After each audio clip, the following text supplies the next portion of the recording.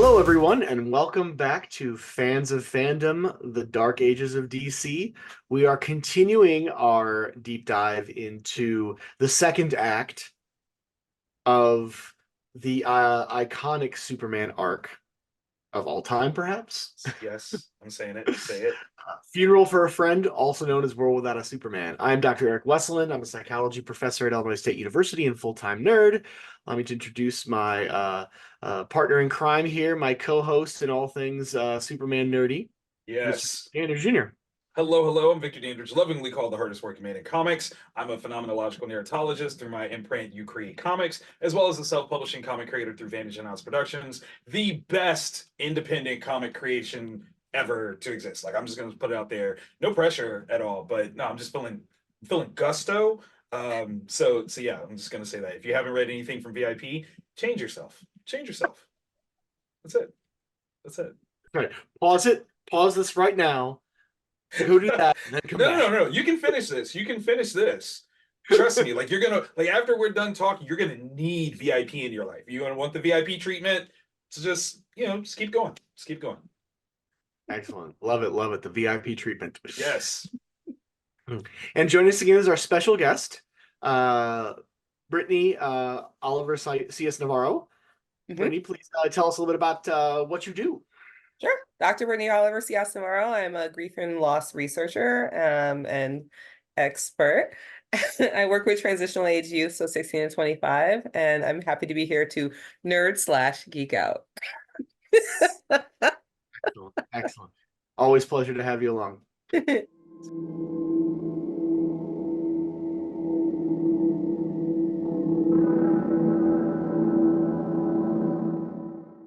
All right. Well, continuing on to what is, according to the official series, part two, although as we've described, it's really kind of part three with, JLA, but you've already Right. heard that rant before if you've been tuning into earlier episodes.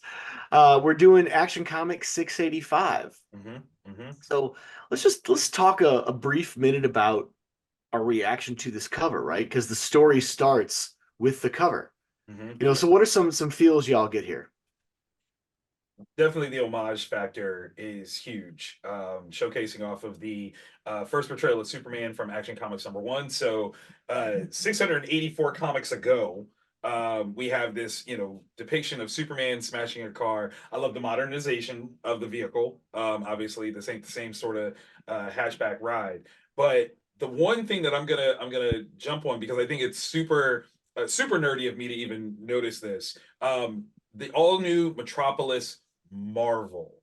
Marvel being on the cover of a DC Comics book, very unorthodox. Like Marvel had actually sued to the point where for a good long like decade and a half, the word Marvel was trademarked and therefore could not be on other books, which is why Captain Marvel, aka Shazam, eventually changed his name completely because you couldn't put the word Marvel on the cover of a book without it being a Marvel Comics comic. So this coming out in this way, I think, is a huge gesture, both in terms of the boldness of DC Comics as well as Marvel to kind of be like, we don't even know what's about to happen. Like we're not even fighting about this. We just want to see this happen as well. What is this? And I think it speaks volumes to the scale and the impact of the Death of Superman series that such a blatant step of trademark infringement could occur and no one's upset. Yeah. And perhaps one of the things that could help them is by that alliteration of the Metropolis Marvel. Allows them that little bit of cover. Because you can't be like, well, Metropolis is any city. You're like, no, we have Metropolis. Like, that is us. Yes. Unless you're from Illinois. True. Ooh, that's a good question. Because the Marvel Comics universe typically does kind of take place in the real world, do they have a Metropolis there? And if so, has that ever come up in a story? Put a pin in that one. Indeed. If any Marvel folks are listening, make that happen. Let us know. Let us know. I was gonna say, I'm just thinking about like Victor was saying, like the homage is beautiful because it's very contrast, but just this sheer scale, because you have a woman Mm-hmm.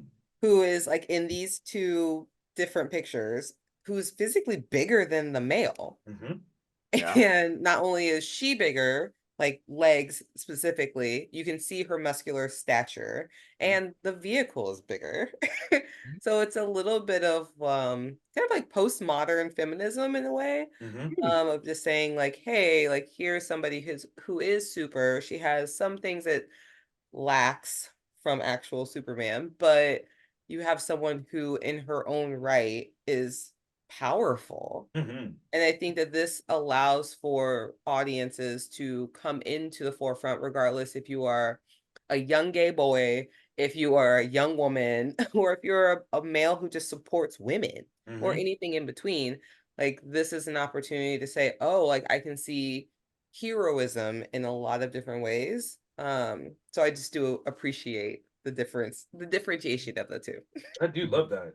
Good call. Even leading into the fact that in the original Action Comics #1, it just says Action Comics. It doesn't state Superman's name at all. But in this one, Supergirl is clearly stated, and in fact is bigger than the term Action Comics, almost portraying as though she is a bigger headline than the title of the series itself. Like, that is kind of amazing. Well, and then even to piggyback off of that, this is again yet another transition, right? Mm-hmm. Like, Mm-hmm. here is somebody to step in the role. Like, in what we've talked about previously is all of these characters get their new storyline or Mm-hmm. their new story arc because someone's gone.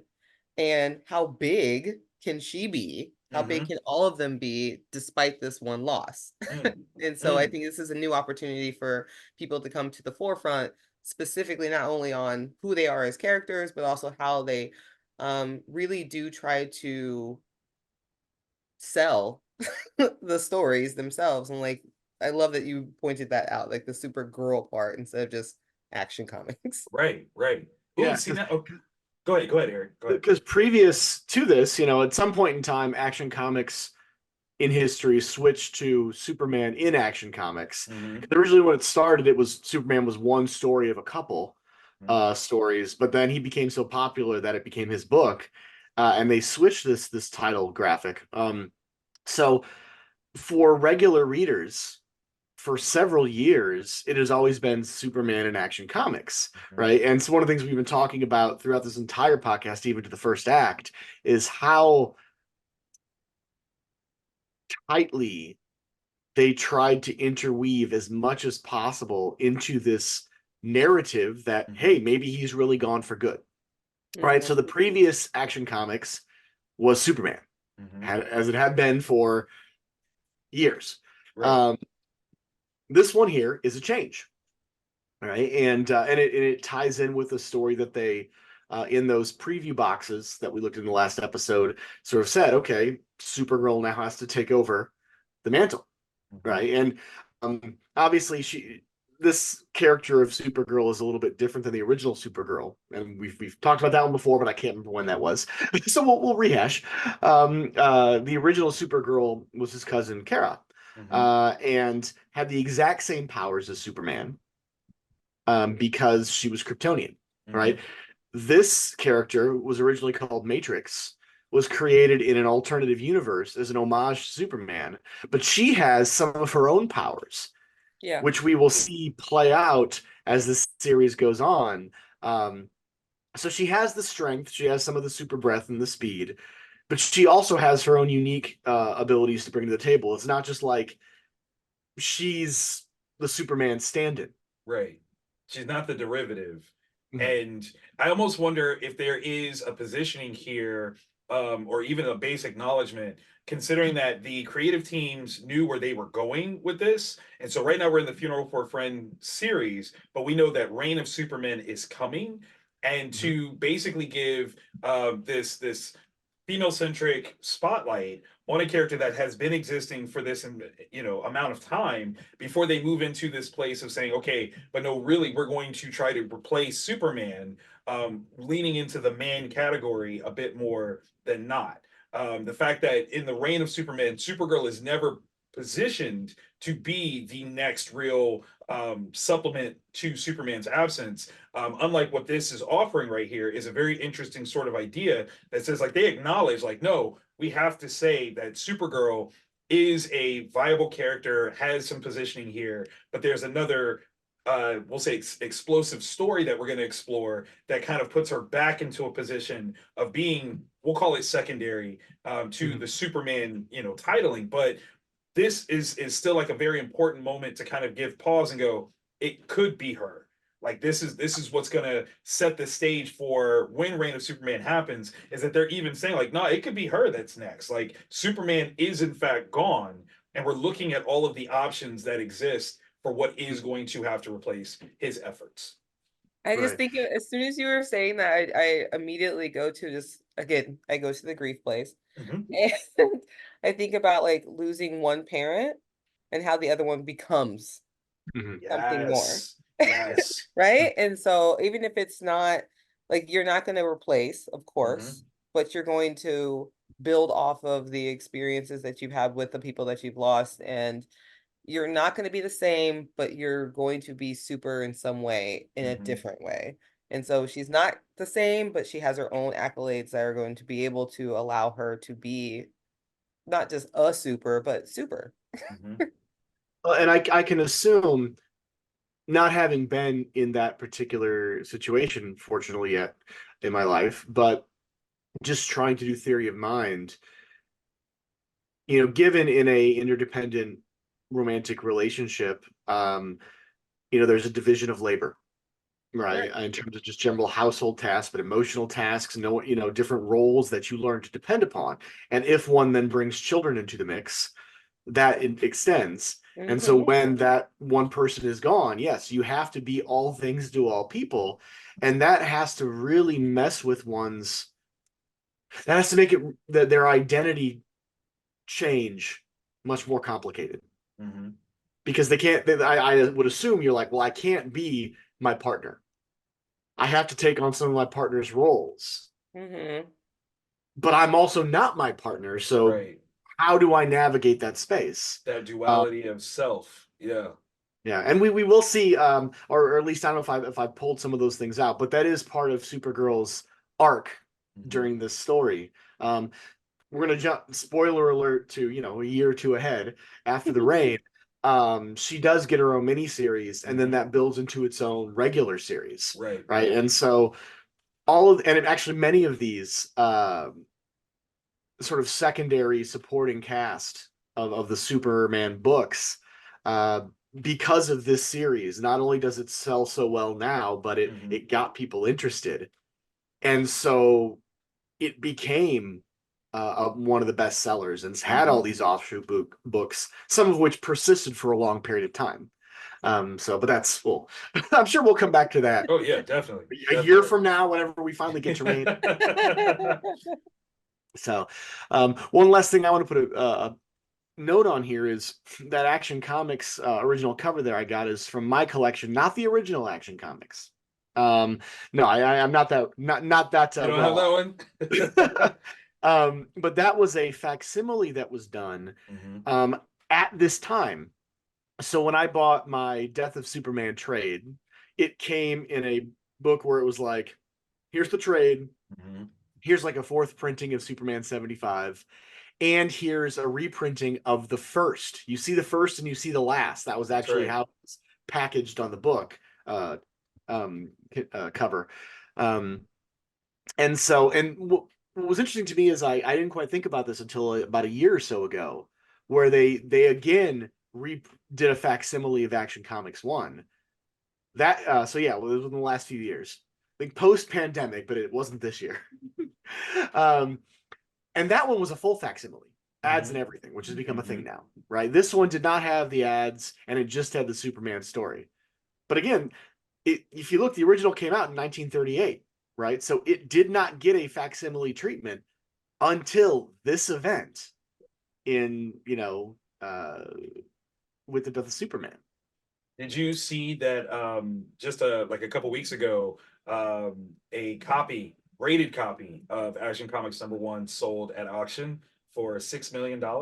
Oh It my was God. graded at 8.5. So this is, in terms of quality, this is amazing quality for what this book is. I can't even imagine, like, that book comes in to be graded.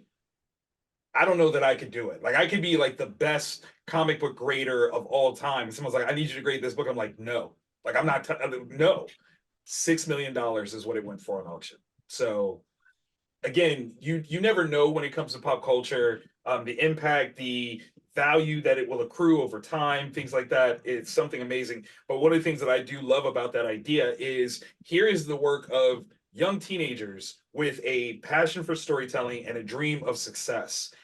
Never, unfortunately, living to realize exactly how successful their work could be. But the idea of something that they created as kids with approximately 13 pages of value that they put in here, because that's really why Action Comics #1 is so popular. 13 pages of a Superman story just sold for $6 million some 80 plus 85 plus years later. There's something kind of magical about that. I have a quick question for people who are novice like myself. What does the being graded or grading a comic mean? So it is when you are put in a plastic slab that is intending to secure and preserve the state of the comic physically. Gotcha. And so the grading scale, the higher towards 10 that you get, the more well preserved a book is. For a book as old as this, I mean, we're talking again, it's 2024, so we're talking 86 years at this point. For it to be of an 8.5 scale, tremendous. Like, I don't even know how that happened. Like, that's somebody had that tucked away in something, time traveler. Like, that's really honestly the only way that I can fathom that this will work, is that a time traveler went back, got a copy, came back, and there's some deterioration through time travel because an 8 point, like, they didn't have archival, No. like, efforts for comics back then, and that's almost totally archived, kept safe. 8.5, that's insane. So for that to happen, I'm still trying to wrap my head around how, but that is what that is. So it's about preserving the book in a state, removing it from air, any other sort of deterioratory material, not water, not any damage, not fire. I mean, hopefully not fire. But yeah, like, that's what grading is. And so it's a way of setting a value for a comic piece of work, trading card, anything like that, that ideally speaking will maintain its value moving forward because it's now sealed in a protective plastic. Thanks. You're very welcome. Yeah, no, that fact that you mentioned 8.5, I had a similar thought that, most modern comics people would be like, okay, fine, 8.5, right? But exactly, this idea of preserving comics for selling as an investment did not become a thing until probably early to mid 80s, right? When the quote unquote speculator market started. So it was even before this. Before the Superman event, although the Superman event certainly dialed it up to 11. Yeah, because I mean, so many comics where they were rolled up in people's back pockets, right? Stored in, maybe boxes in some sort of mildew-filled attic or something, and a flooded basement, like anything. And again, 8.5, I think this is a clear barometer to showcase time travel exists. And there you go. go ahead and acknowledge it. Like, Skynet got smart. They're like, I'm not sending Terminators back to kill people. I'm going to grab a copy of the Action Comics, and I'm going to fund myself. It's genius. Yeah, I mean, we don't even need the what was the name of that almanac in Back to the Future 2? Exactly. Yeah. We're not betting on sports. No, I can tell you for sure. Action Comics #1. You can't lose. I'm betting on Superman. Come on, it's the Brainiac thing to do.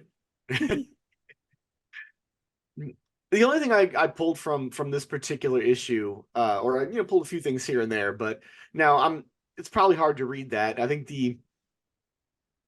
what struck me about this page was not so much about what was being said, but just in terms of the dialogue.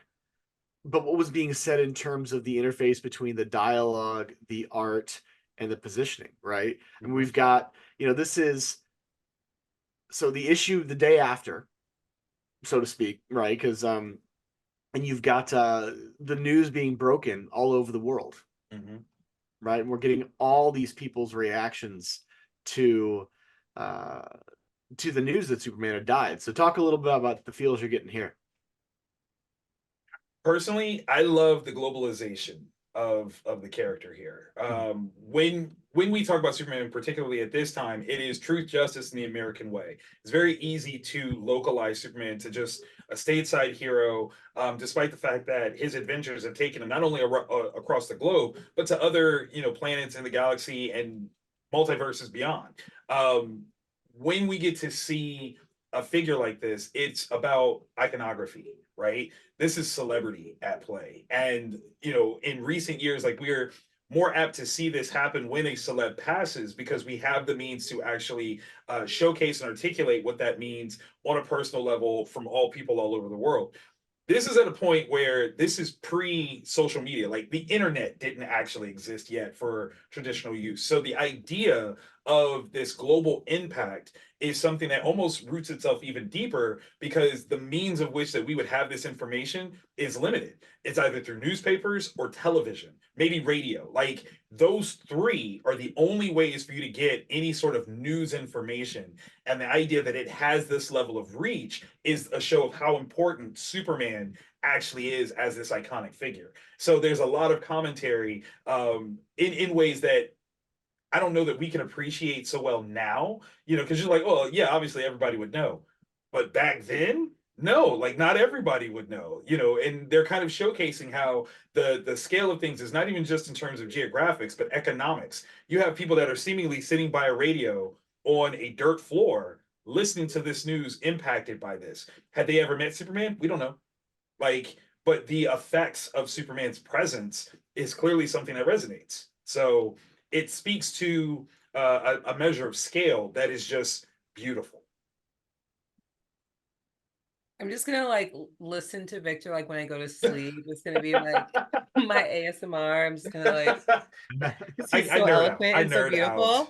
I nerd out. What I was gonna say is like it's really nice to, and this is a completely biased, but like to see brown people on the page having an experience. Yes. Like I think so often we really pigeonhole brown comics, brown heroes into a black thing. So Black Panther is for black people. So many of these show Martin is for black people. Like we decide that seeing people of different ethnicities or backgrounds, regardless if it's fresh off the boat or something else, is like selective for cultures. And to see different people pointed out, I think is helpful.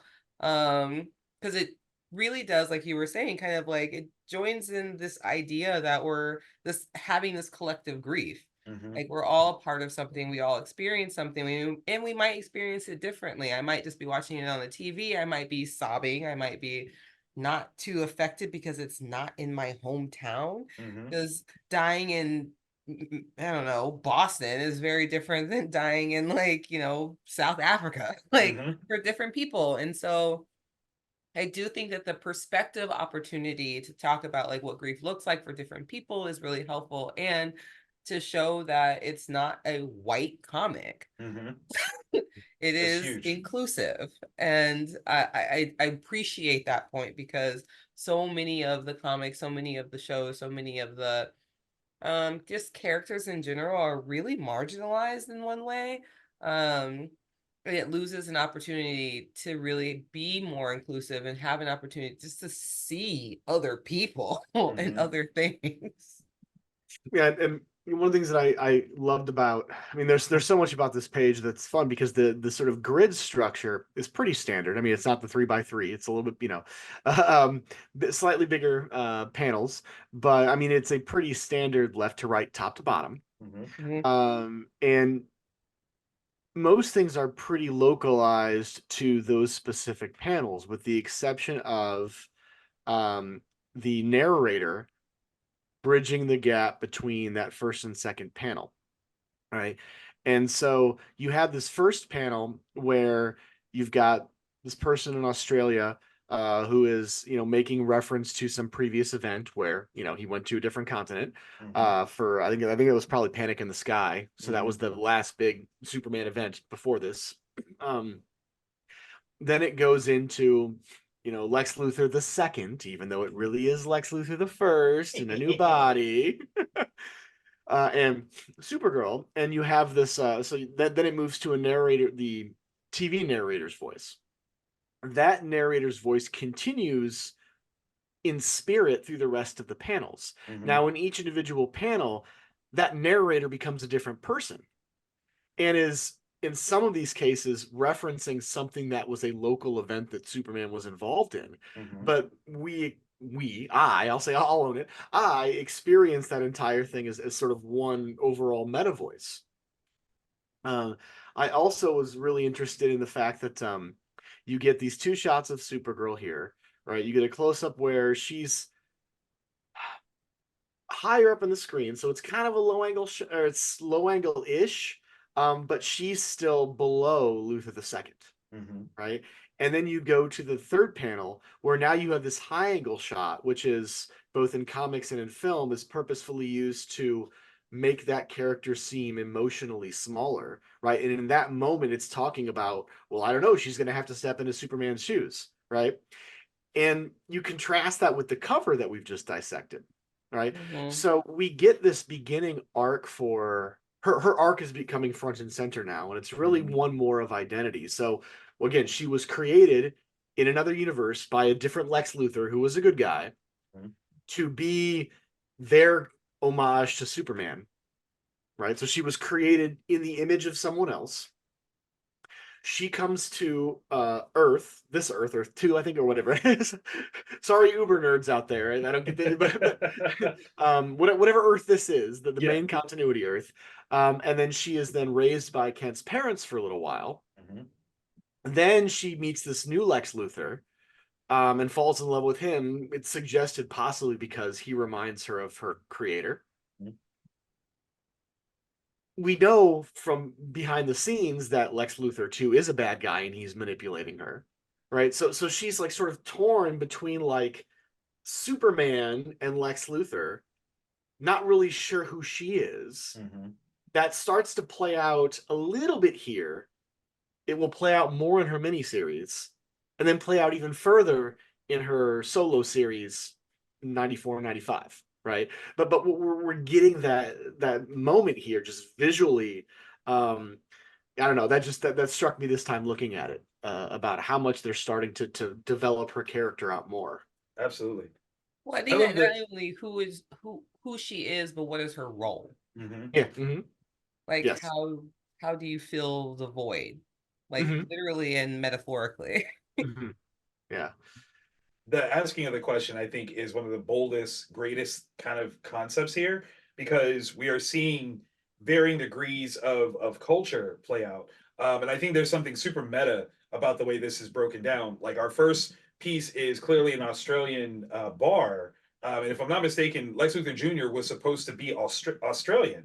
Yes. In his presentation. So you have this weird sort of metatextual bounce around. So you start off with this Australian bar. Lex Luthor Jr. is supposed to be Australian. So that's the carryover from there. The imagery of this conversation is now being recorded and projected in Japan, of this moment of them being wherever they are, captured here. So it's like kind of like you have this weird sort of metatextual like establishing of ideas, and then you go, and here's how we're capturing this moment in Japan, talking about it. And then there's this I don't know, television newscast that's doing a commentary on the effective idea of Supergirl being a replacement for Superman.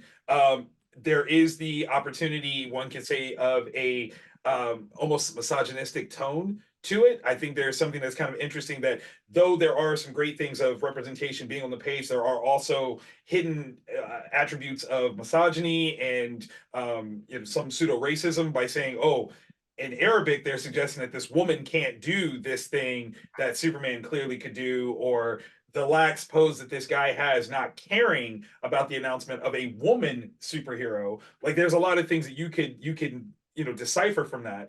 But then you also go from potentially this television piece being distilled down to a radio announcement about it, which then gets distilled down even further to a simple announcement, like word of mouth bullhorn style, from a car of in Russia where they're like, hey, this is what's happening. We don't give you access to media in these other places have, but we'll tell you what we want you to know. And there's like this kind of breakdown of information, of the scale of how we receive information. Where in Japan, it's promotional material, right? It's a big billboard style New York Times Square kind of showcase where anybody that's passing can see it. Then we get TV, which seems a little bit more personal in comparison, radio, which is a little bit smaller, and then just word of mouth from there. And so it's really just kind of this commentary on, again, the ways of communication or mass communication that existed at the time, and how the scale of Superman's death and the efforts to kind of supplement that have to be shared to everybody. Everybody has to know what has happened. And it doesn't matter, what your personal take is on it, whether you're, again, your economic status, geographic status, any of it. Everyone needs to know that this big protector is gone, but there is something that's in place to try to, navigate that. And to say, like, this is just through your analysis there, this is the power of comics, not just this story, but comics generally. How many effing times have I read this story in my life? A lot. I've lost count. Right. And I just now, through your discussion, noticed the bullhorn. I, for some reason, always assumed it was people listening to it in a car. I thought it was weird that we didn't see any people, given we hadn't all the other panels. But so this was 92, 93-ish, right? 93. 93 at this point. Yeah. Cold War should be over at this point. Yeah, I was like, when exactly did the Berlin Wall fall? 89. Huh? 89. Okay, 89. Yeah. So, yeah. But again, the idea of what our, conscious concept of what Russian life is like has not necessarily been affected yet. We haven't quite seen their culture, seen their country. It's still very new. So our conceptions of what it must be like for them is what's at play. And I think there's the beauty of that whole concept, like I said, is representation is here, but is it always proper representation? Right. That's when you get into, people have said like Black people have been whitewashed out of history, but then if you go back and you look at minstrel shows, you're like, no, we're there, just not necessarily the best showcase of what we are as a people, who we are as a people, but we're on the page. We made it on, just you might not like exactly how it's shown. And I think this could be one of those situations where maybe not even with any intention of malice, but circumstantially, this is what we thought we understood. Because again, there is no internet. If you are an American comic creator, how do you know what it looks like in Russia? Can you Google what it looks like? No, you can't. You have what you have. That's hard, imagery, maybe photos, whatever that you can get from a library or a reference file. This might have been what they understood communication or mass communication was like in Russia, even though it's probably like 10, 15 years old. Had no idea. No, my exposure at this time to the concept of Russia was Rocky 4 and Superman 4. Exactly. Right? Exactly. Exactly.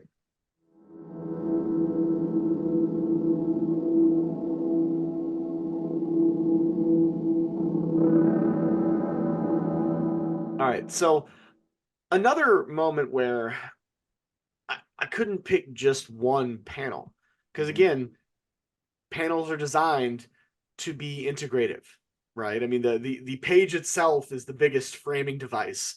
We've got Lois coming to Clark's apartment for the first time since he's died. And I got a lot of feels here that I'll go through, but I'll once again let you all start.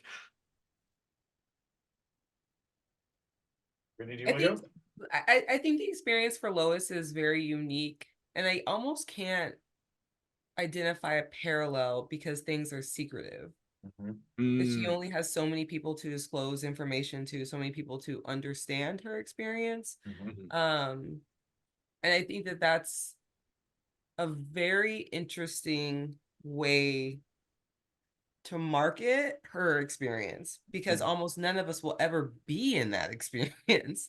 She's for the most part, the other soups, the other individuals that are involved are either friends or colleagues or other people who are peers that he's worked besides or something else. But her relationship intimately and her relationship in this, like, here's a secretive identity thing, isn't going to be played up in most people's real life. And so I think it's really interesting how her grief is expressed, because it's not just I've lost somebody, but I've lost somebody and now I'm prisoner in this loss. Which is so sad. Yes, indeed. Yes, indeed. It's nearly impossible. The only thing I could think of, like, I was thinking about this when I was mulling over and like reading this page specifically. I was like, what would it be to like love somebody who was maybe trans, or love somebody who was, you know, something that they couldn't express themselves or something, and then they passed away, especially during like it's like AIDS epidemic, whatever. But like, how is it holding on to that even more compounding of your loss than just losing them? Because losing them is one thing, but like having to have this secret narrative is like really tricky for me. Yeah, because some aspect of their relationship is closeted. Yeah. Can we get into the idea of how double down that must be for a person like Lois, who her coin and trade is truth? And as a journalist, like there's aspects of journalism that I have to keep the truth because it protects a source, not a problem. But there is nothing that she needs to protect at this point, other than the idea that Clark Kent was Superman, because as she understands it, they're both gone. And in the idea of her not being able to regard that truth, is there not a death of her as an individual, as a truth teller? Because here is an easy truth that she could reveal, but weighs whether or not she should. And it's horrific, really. Because I mean, maybe you could say, well, she's still trying to protect Ma and Pa Kent, but at the same time, she would also understand the duality of relief that could give them by being able to openly mourn their son, because they're not allowed to do that. And she is the only other person that really understands that limitation. You're mourning this person, you want to scream it out loud, and you can't. You know, and worst case scenario, as she describes in the fourth panel, the worst case scenario is the, I don't want to say condescension, but the pandering that people be like, well, there's still a chance that Clark is still alive. Yeah. And they can't acknowledge the truth. No, there's not. We watched our son die on TV. Like, she's the only person that can have that full totality of saying, we know Superman is gone, sad for the world, but Clark is gone, sad for us, micro, and we can't address that in any real sense of truth. That's got to kill something. Like, that's more than grief. Like, that is self-death, because I can't be honest about it. Victor, a secret psychologist. There's this thing called emotional agility. I'd love for anybody who's interested to like go on. You can take a test. It's very exciting. There's this idea that there are basic values or beliefs that you have in your life, the things that you really believe to be true and that you want to live and aspire by, like truth, and why we go against it, and how we go against it, and what does that do to our lives. And so here's this like truth-seeking person who's refusing to let out the truth. So this is this now internal turmoil about, here's my internal value that I'm no longer able to apply to my life because it's potentially dangerous. And you have to weigh, do my actual values align with the ones that I have now or the ones that I'm acting on? Oh. And if they don't, secret Dr. Victor. Yeah. Well, and if they don't, there's that sense of dissonance, right? That discomfort, that one is somehow being untrue to themselves, one is somehow being false. And as Victor has started this point out for Lois, this idea of truth is very core to her self-concept, right? And across, and this will come up in some of the other issues that at least the pages that I've pulled, social support is so important in helping people with grief. Really, any type of trauma, one of the key factors that predicts resilience and or recovery is quality, person-centered, emotional social support, right? And so she can get a little of that from Jimmy and from Perry, right? For some aspects, but not Right. all, Right. right? The people that she can really only get truly from are the Kents. And at this point in time, she hasn't called them yet, Right. right? And we get a little bit of that here in this. It's going to come out in other pages later on in other issues. It's I always find this experience amusing when I read this because these issues came out week by week by week. And so you read one and you had to wait till the next week to get the next story. So the feeling of me consuming the story was longer than the story is actually taking place, right? Like this issue and the issue before were 24 hours or less between each other, right? And then the next issue is going to be maybe a couple days later. But it really is just time is such a fuzzy experience in comics for that reason. And it also has made me reflect on my own experience of grief.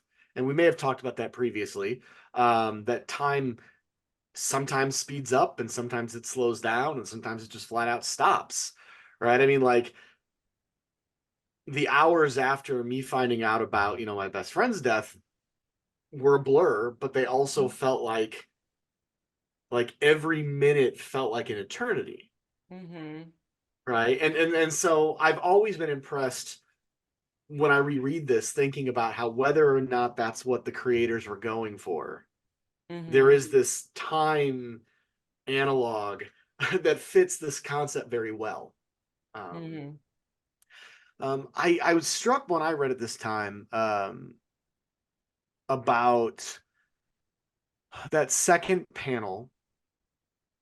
We see it zooms in and it's a full body shot of Lois, but it's also constrained, right? And so like Will Eisner, famous comics artist and teacher, talks about how you can use the sort of the dimensions of the panel to influence the perspective. So like if we had this same full body shot of Lois, right, long shot if you will, but we had a wider panel, it might have a very different emotional feel than this one, which is meant to be more constrictive.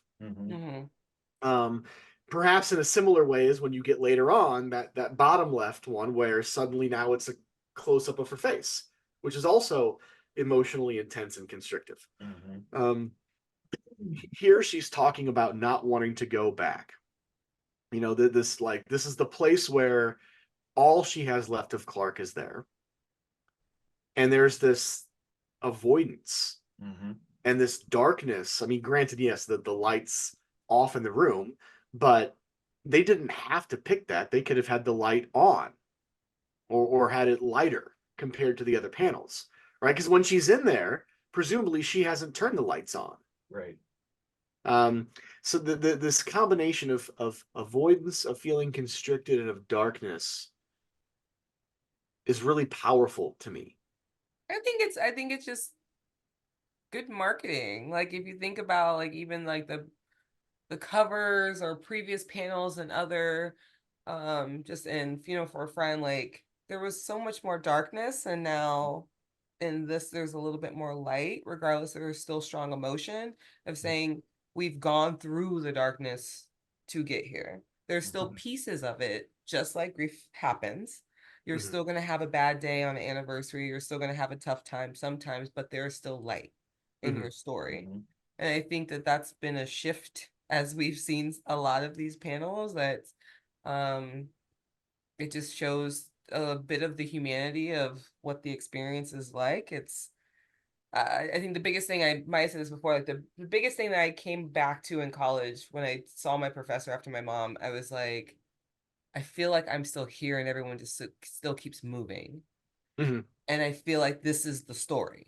These are all the stories of what keeps happening when you're stuck. And so it allows for opportunities for sadness and hurt and despair and all of the other things. But it also shows the days keep coming. Like you were saying, Eric, like regardless if you're in a tunnel of what it is, it's still happening. So I think that's the purpose of it ebbing and flowing, especially with color. and how they're showing images and things of that nature. Can Speculative.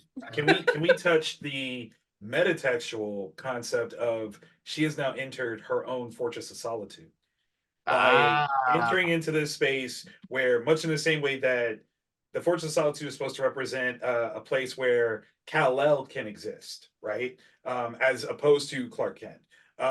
It is a place that is built, constructed, but housing aspects that showcase a little bit more of the Superman side of things. There's like a zoo of animals not from Earth that he can't quite put back yet, but he's put them here.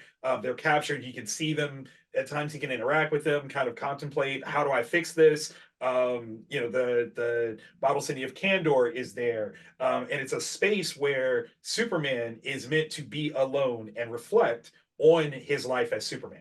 Like, was he doing? What is he failing at? How does he do this better? All these different aspects. That's what Lois has just entered of herself, or for herself, unintentionally. I can't even say if the creators even intended for it to be that, but the way she's describing what this place is a fortress of solitude, and it's the human one. It's the one that she has access to. The other one is in the Arctic. You have to fly to it. You have to have this huge giant key that is like the heaviest thing on Earth to get into. This is a place that she has a key to get in. She's the only one other than Clark. The zoo, if you will, are aspects of the duality of Clark's life, the truth, if you will, that she knows and no one else does. She can go in here and she sees just clearly there's a picture of Clark's parents and a picture of her and him together. No one else is going to see that. No one else is going to be able to experience what that is. And by her having the Superman cape along with it is the totality of kind of that museum type aspect that the Fortress of Solitude represents for Superman. Why he has the statues of his parents, his Kryptonian parents up there, the rocket that he came to Earth in. There's all these different aspects of his Superman life that are captured there in this time capsule. His apartment is the human version of that Lois has access to. And it's kind of this beautiful thing where you realize that this is part of who she fell in love with. She fell in love with Clark and then found out that Clark was Superman, not just in the sense of I love Clark because he's Superman. Like it's two separate ideas, and the idea that he kept both places to be this, again, dual sense of self is kind of beautiful, and even more so that he gave her access to it, not in the intended event of his death, but in the event of his death, she has a place that she can go to kind of commiserate the loneliness that she feels. Man, this is sad. Yeah, I'm sorry. No, and I think that this by going there at this time, and I think one of the reasons why, or at least the way I experience her hesitation, is because it further makes it real. Right. So I can just, again, channeling my own truth, my own experiences of profound grief. I can think of a time when I went to a couple times, not just the day of my best friend's death, but subsequent times going to visit his family. And I remember the sort of stairwell that went upstairs to where all of the bedrooms and things were, right? Where I had lots of overnight, weekend hangouts and things like that. I didn't want to go up there. During the pandemic, the beginning of the pandemic, a colleague of mine passed away, not from COVID, but from cancer. And this person was always like the last person in the department, aside from me.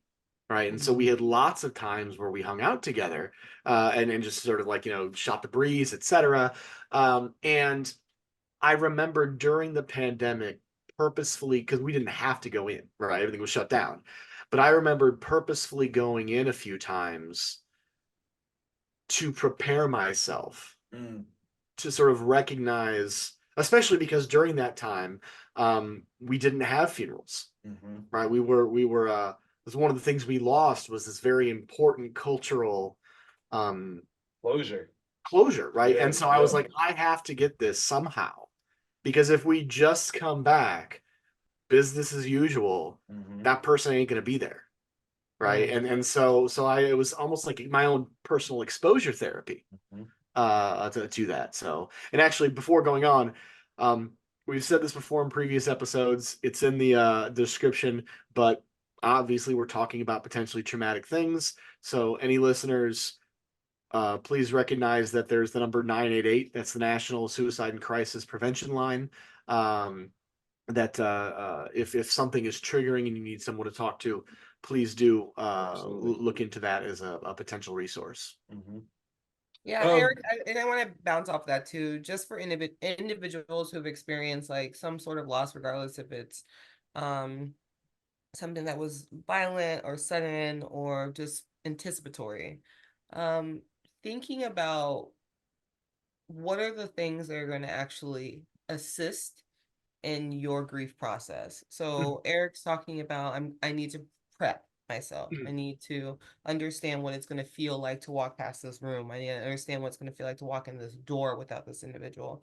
With Lois, I need to understand being in the solace, like in this space, holding the secret by myself. Like yours is going to look different from anybody's. So please, please, please feel free to kind of figure it out on your own. Not everybody's going to have the best information or the best suggestions for you. Right. Just saying, oh, do a balloon launch, light candles, look at their picture, throw something away.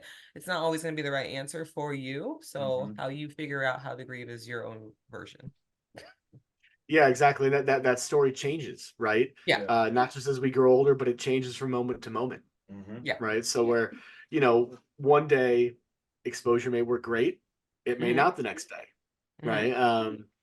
So yeah, it's these things are so personalized. And of course everyone wants to should on you, right? Tell you what they think you should do. And oftentimes that comes from the best intentions, whether or not they are communicated in the most appropriate ways, another story, right? So I can think of plenty of times where people have, I've known that people have tried to give me advice or whatever, not just about grief, but generally, and they were coming from a place of caring. They were just botching it horribly. But that's probably a whole nother podcast in itself, right? Absolutely. For this page, I think it speaks to what you are talking about, the various roads of dealing with grief.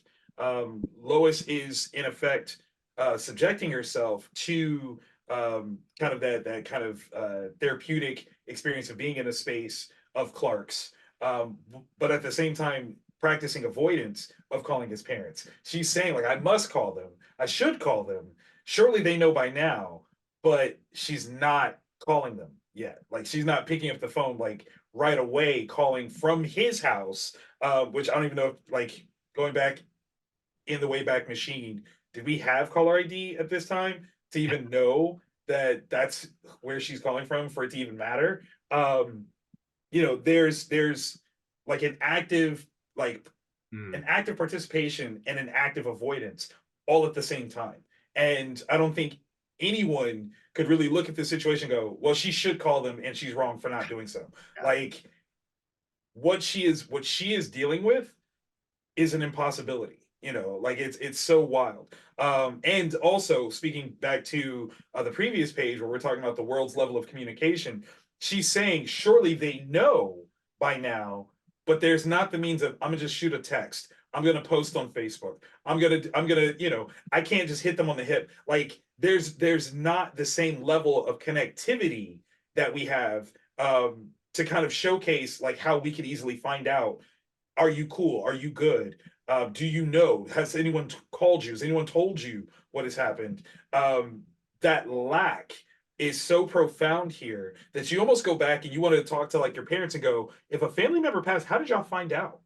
Like, how did you discuss the passing of someone if communication levels, threads or lines of communication weren't as prevalent as they are today? How many people didn't find out someone passed until it was in an obituary in the newspaper, because that was the only way to massively tell anybody without it costing thousands of dollars, if not still costing lots of money, or being some form of scandal. Or even now, people just finding out on social media. Exactly. you know, like there's something to, like, again, not to sound like the old man, you know, in the room here, but I think young people would it would blow their minds, the idea of saying, well, wait, something like this could happen and not everybody would know. And you're like, yeah, yeah. You know, we had what just the other day, a relatively minuscule earthquake hit New York City. I know about it because it was on social media. But if I wasn't in New York in the 90s, I'd have no idea. I'd have no idea. It wouldn't reach the local news here. It wouldn't do anything. So there's such a level of change that is captured here by seeing how people communicated at the time that is so different from what we do now, that you almost have to like respect it even more, where you go, man, it's incredible how people could find out anything when the lines of communication weren't as prevalent as they are today. And you get just me trying to, sort of doing theory of mind with Lois, right? And sort of putting myself in her perspective. This I keep sort of spiraling on this idea of making it real, and how that has to be a process, or doesn't have to be, but presumably is a process, right?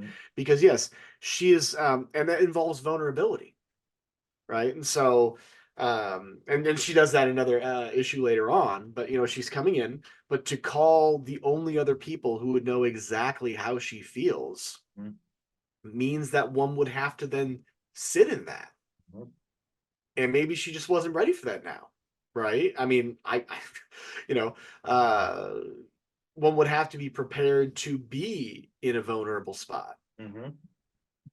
And in that particular degree, and again, that probably changes daily, right? Sometimes you're ready to think about this moment, sometimes you're not.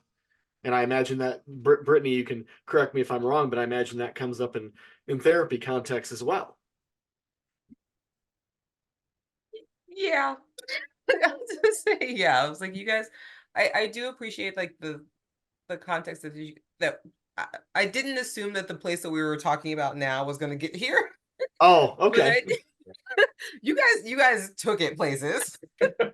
Sorry. But I think so therapy context, when we're thinking about grief and loss, and we're thinking about how to find social supports and things of that nature, just to wrap it around, kind of tie it back. Like you said earlier, how you communicate, how you have social supports and things of that nature are important. And so when you feel alone and you feel lost, everything's going to be exacerbated, right? Like, it makes sense. Because this feeling of being othered is high, regardless if that's and I don't like to use this word. I'm the chubby kid in middle school. I'm the nerdy ethnic kid in high school. I'm othered. I'm different. And just from resources, like, we know that that's scary. Like, it's scary not to be able to have people who care about you, who will protect you, and other things like that. And so from a grief aspect or for perspective, hers is unique and singular because she's alone, and she will be. There's something in my family. There's this quote of like, you're gonna take it to the grave. And this is something for her. And is this something that you want to take to the grave? Is this going to be something that makes you better because you take it? Like, there are all types of secrets that you can go long-term not disclosing. But is this something that's going to eat away with you? Like, let's think about 20 years in the future. Is this still bothering her the same? And I don't know. Question. Good question. Good question. Thanks. I try. So it's interesting to think. And I do also want to point out just like the lifespan development of like a lot of these characters that we meet are almost middle-aged or old enough to know better. And so she's old enough to understand that there's complexities of grief, old enough to understand about love and secrets and forgiveness and all these other things, right? So we place this unrealistic expectation on her to move on, Right. and for her to grow, and for her to be not a complicated human being differently than we would do for a younger super or a younger person in a superhero story. And so I think that it's important for us to have conversations about just lifespan development. What does it look like for her versus looking like these parents in mourning versus looking like society in mourning, because they're all getting hit at a different age, and trying to conceptualize, what does this mean for me? Some Well of it said. indirectly and some of it directly. She obviously directly, indirectly, and the people of the world that we've seen in previous panels. So just lots of grief things. Love it. Love it. Yeah. Well, I mean, it comes down to use the term complex human being, right? I mean, life is complex. Individuals are complex, even in the particular time and place that they're in, right? Again, what works for me today may not work for me tomorrow. Right. Uh, Later today. right, yeah. 30 seconds from now. Right. I want to switch a little bit because the last little thoughts I had about this page are going to come up again in the next one too.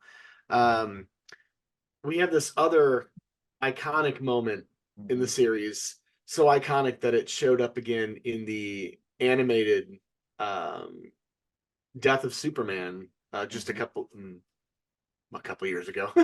20, it was pre-pandemic, but not that close. In 2018, right. I think. Right, we have another supporting cast member, Bibbo, right, and he kicks all of his friends out of the bar. He's going. This is his fortress of solitude now. To riff on your earlier point, Victor. Right, and again, we have the darkness. He's choosing to sit in that darkness, right, emotionally and literally. Right, and he says this very touching prayer, which I can't remember which of the creators. I was watching a few documentaries on this, and they were talking about how reading this scene still gives them chills, and seeing it in the film.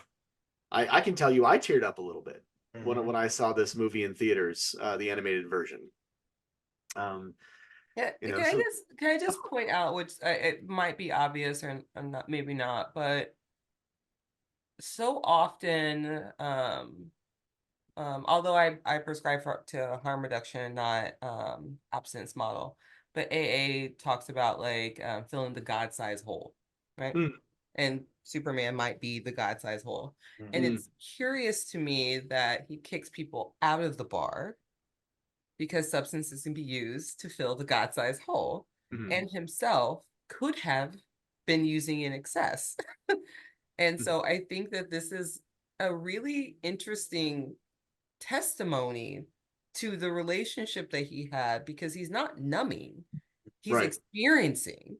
And as we've seen throughout this this entire story arc, a lot of the men get to feel like real feels. Yes.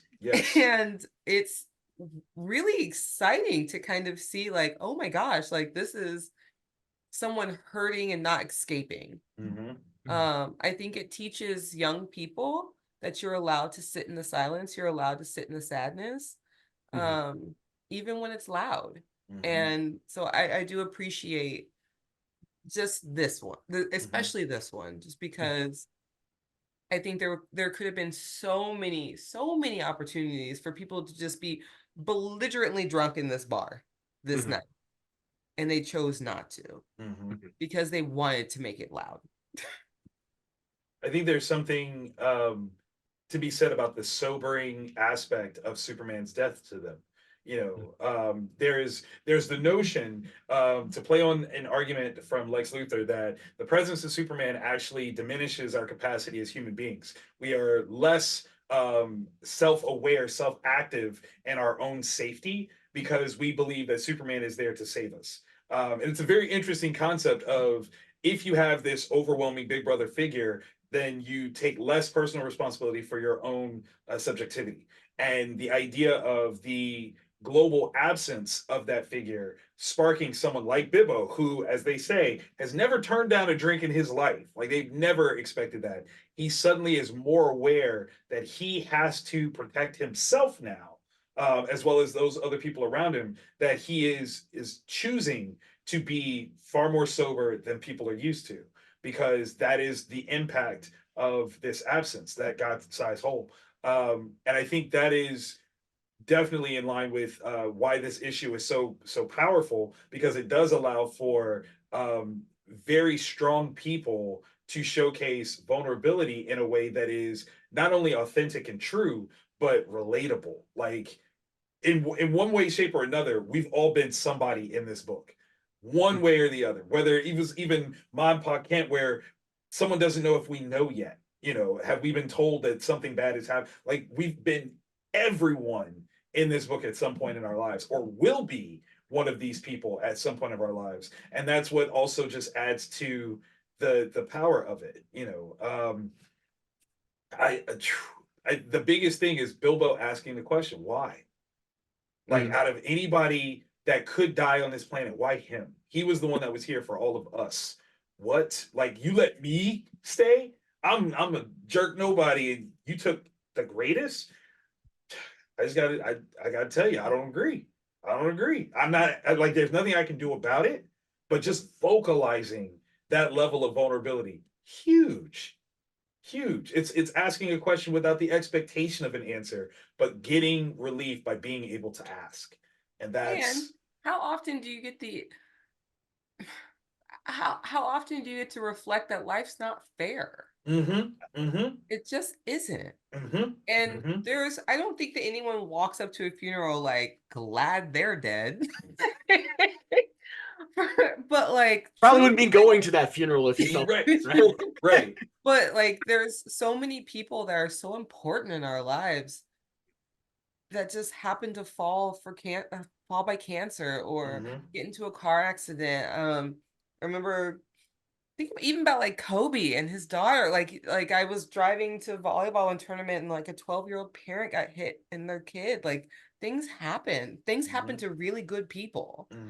And I think that, just like you were saying, Victor, like, this is something that we've all been in. We're all a part of this. Or we will all be a part of this, because this is the universal theme. This is it. This is an opportunity to, if you haven't experienced it yet, at least put yourself in the position of, what would I potentially do? What would it potentially feel like? Like, people who've had lovely lives and don't have much loss, and it's like, oh, what do you think would happen if your sister passed away? What do you think would happen if your mom did? How would you function if you didn't have this person in your life? And they don't know. So young people who get exposed to this get the experience of asking themselves, oh my God, life isn't finite. What would I do? How would I survive? And their answers could be wrong. Which is okay. Yeah, But yeah. at least to invite the conversation, especially for young people, of, I realize that here are these wonderful superheroes, and we think about those as teachers and mentors and parents and siblings and loved ones and friends. Here are the people that mean so much to me that I'm going to lose. Like, this sets me up to at least understanding what loss feels like now, so I can prep myself for later. Because that's the number one question that I ask when I'm doing any kind of like facilitating or researching is, what's your first exposure to loss? And if it's, I read something, I listened to something, I watched Grey's Anatomy, I read this comic, I, listened to this book on audio, like, that's a different thing than actually like experiencing it. So then I know where to start. So I do appreciate just you talking about, I just appreciate you guys just talking about loss. I just think it's so important. No, yeah, I very much agree, and thank you. The when you look at the psychology and other sorts of academic disciplines that study the functions of narratives, fictional or otherwise, but why do we use stories, right? And of course, that's a multifaceted answer. But one is sort of people argue it's an empathy simulator, right? I mean, it's never going to give you exactly what it's like, because you don't know until you're in the moment, right? But it provides you an opportunity to think about it, to see, as Victor noted, that we're going to be everybody in this, right? To see different ways of being, um, uh, I mean, I just thinking about, for example, Hashtag Bluey. my first very serious experience of loss was my best friend. Sorry. And it was like only a couple of years before that we in school read Bridge to Terabithia. Oh, wow. And I remember thinking at that moment when the one main character lost his friend, like, God, what would that be like? And I kind of didn't want to think about it anymore. And then, of course, fast forward a couple of years, and what did I think? Mother effer, right? Like, right there. It re brought up those memories. So, last thing I do, just stylistically, I want to talk about, because I do like us to being able to bring in not just the words, right, but the power of comics is the totality of the art, right? We have, and I didn't plan it when I pulled these pages out, but we have like Lois in that last panel and her body posture being a mirror of those last three of Bibbo, right? There's the pulling back, which has its own emotional resonance, but the body posture, the shadows, and the shared moment that they're having from their own perspectives there. It's supplication. It is supplication to something that is big and inevitable.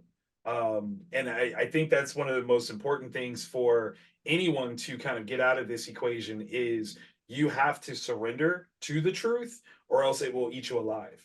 And that's kind of what they're both doing in their own separate way of, bowing down to the fact that this is something that has happened. I don't like it, but my dismay of it doesn't change the truth and actuality of it happening.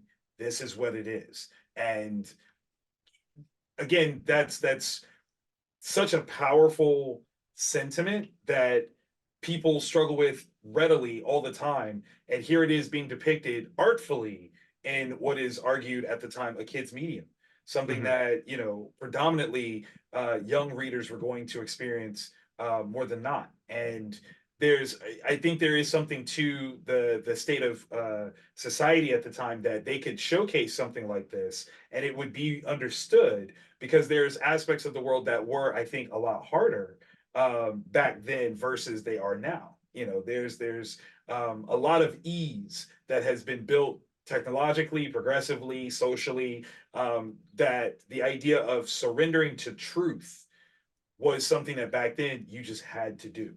And it's harder for people to embrace that idea that I have to surrender than I think it was back then. Well, and you use that term supplication, right? And I think that this comes up back to Brittany's point earlier about channeling the sort of AA zeitgeist, right? I mean, there's sort of, we could take the spiritual versus religious, if you will, because they are related, but they're not the same, right? And so, Bibbo here is clearly channeling a religious prayer, something that he grew up with, in this case, Hail Mary. So presumably, he grew up Roman Catholic. And we have Lois not making any reference to any particular deity now, so just sort of just a supplication to the enormity of the moment, right? But still the resonance. Now she will, and I think I pulled a couple pages later on, talk more specifically about religious faith. And you might be able to argue that that's an altar that she's kneeling at right now. Well, yeah, exactly. Yeah, So, but again, it's in this case, it's we have a contrast between a traditional religion and more of the spiritual enormity of existentialism, right? And so, but yeah, just the term supplication, in terms of body posture, which there are researchers who look at why are so many there are body postures that are tied into religious and spiritual rituals cross-culturally, right? And so why are certain positions pan-cultural in terms of prayers of supplication as well as prayers of awe, right? And that's again a whole other podcast. But there is something to this embodiment of surrendering to the enormity of a feeling, of a situation, that I think, yeah. So anyway, I'll stop rambling. Well, no, I was the only thing I was gonna say just to wrap up this one is, I don't know if you guys are musical, but the music feels different on both. Mm-hmm. So like, yay. Mm-hmm. So with Lois is like I just think of like Ed Sheeran's like supermarket flowers. There's some part of there's longing, but there's love, and there's just lots of different emotions experienced simultaneously. Mm-hmm. And the latter just feels like James Blunt's Monsters. It's just a dark place, figuratively and literally, Mm-hmm. and a little bit of hopelessness. Mm-hmm. And so I think that that's kind of that's how I see it. I'm like, oh well, I see hope and despair. Mm-hmm. And how That's does that great. hit me otherwise, like artistically? Yeah. I think there's also the showcase of that because Lois is making a plan for things to do. And there's figurative light at the end of the tunnel because she doesn't get to necessarily just give herself over just yet because there's things that she's got to do. And Bibbo is just like, I don't know what I got. Like I don't even know what there is now. Like he is so very lost in that, where you're almost looking at, like you said, despair versus sadness and the difference between the two. You know, it's a fine line. Like you just don't even know how close you are to it, but there is a difference. Lois is clearly sad. Like you said, Bibbo is lost in despair. His darkness is darker than hers right now. And he's going to have his own transformation Yeah. during this story as well, which we'll get to.